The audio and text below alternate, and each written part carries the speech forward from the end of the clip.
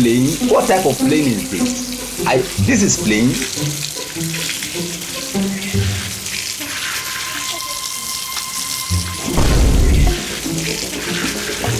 Ha!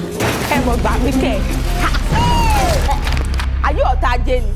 Because I'm washing my leg. What? Say this boy will be like federal government phone for your eyes. I don't know. Me, I just want to wash my leg.